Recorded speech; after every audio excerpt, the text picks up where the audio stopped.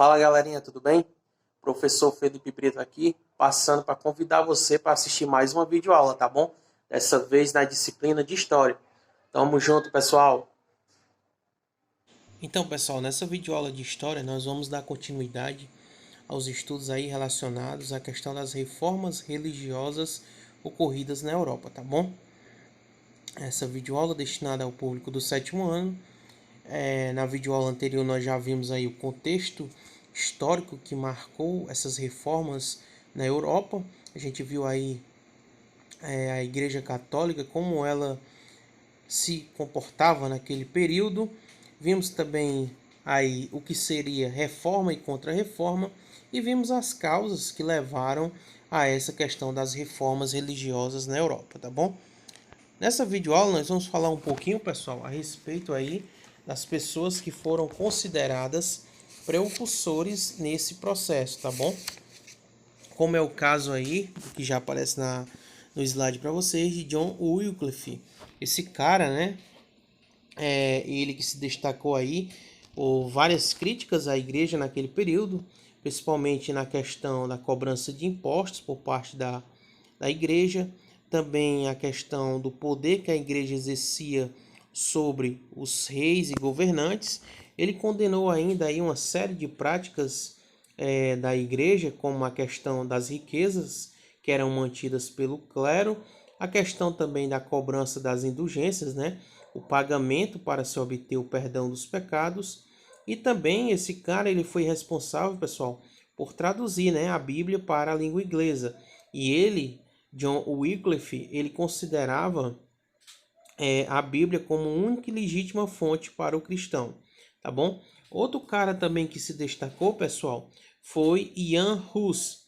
Esse cara inspirado nas ideias de Wycliffe, ele traduziu a Bíblia para um idioma tcheco e também, pessoal, como Wycliffe, ele criticou a igreja, né, por ser detentora de riqueza e poder, e por esse motivo, pessoal, ele foi aí, né, excomungado e morto na fogueira como herege, tá bom?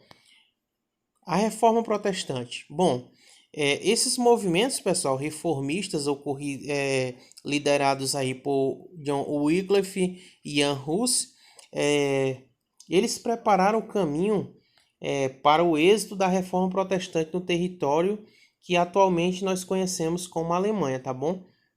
Essa questão aí, toda essa crítica feita à Igreja Católica no tocante à comercialização de cargos eclesiásticos, a venda de indulgências, tudo isso juntado à ideia dessas pessoas que foram considerados aí como destaque na questão da reforma, tudo isso contribuiu para que ocorresse essa reforma protestante, tá bom?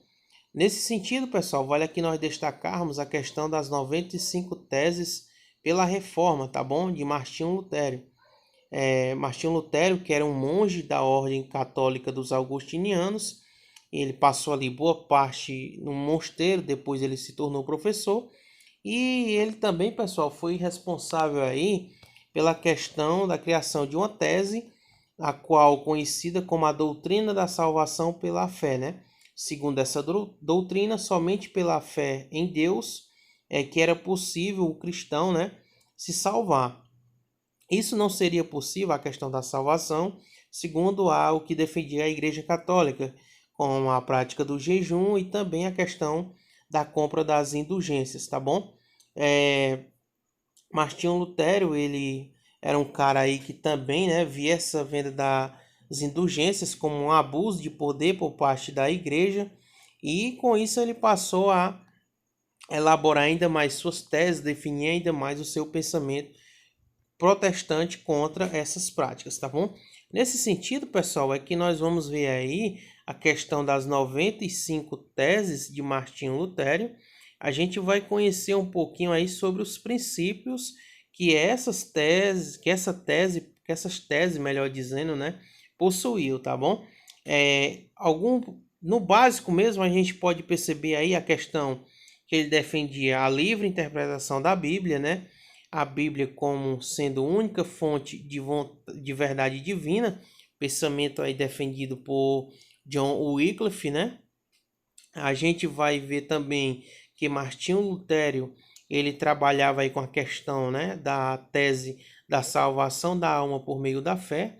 Também a aceitação de apenas dois sacramentos, no caso o batismo e a Eucaristia, o fim do celibato, né? Os líderes protestantes poderiam constituir famílias, tá bom? Ele também fez aí a proibição do culto aos santos, né, na sua doutrina, e a questão também da venda das indulgências, tá bom? E a realização das cerimônias religiosas nos idiomas locais, tá bom?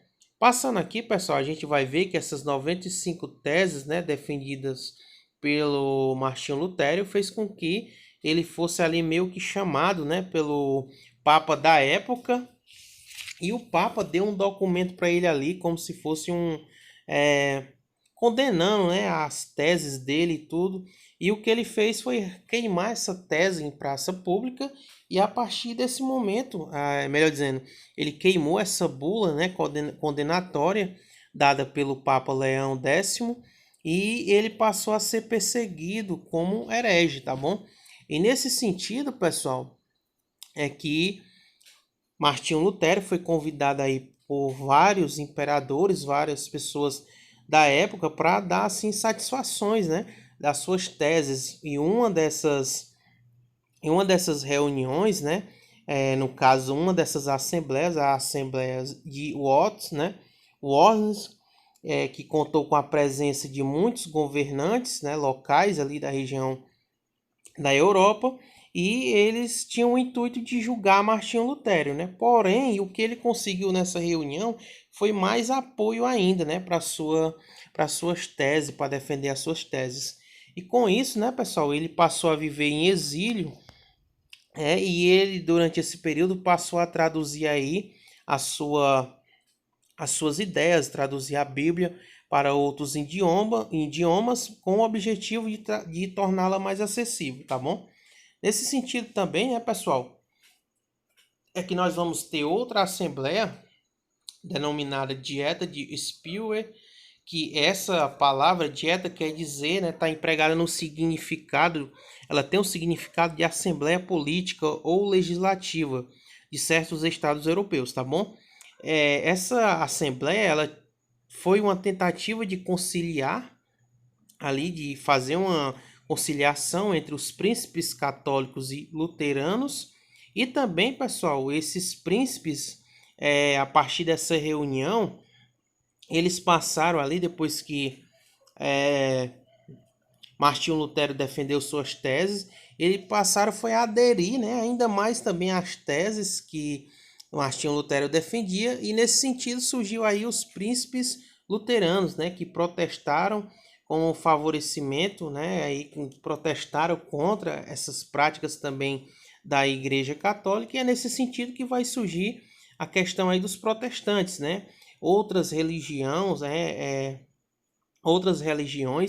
ligadas ao protestantismo, né, contra a Igreja Católica, contra as práticas da Igreja Católica, e essas ideias de Martinho Lutero vão se espalhar por toda a Europa, tá bom? Mas isso vai ser tema da nossa próxima aula, onde nós vamos abordar aí essa questão, né, da difusão das ideias de Martinho Lutero por toda a Europa, tá bom? Então até a próxima aula e um grande abraço a todos.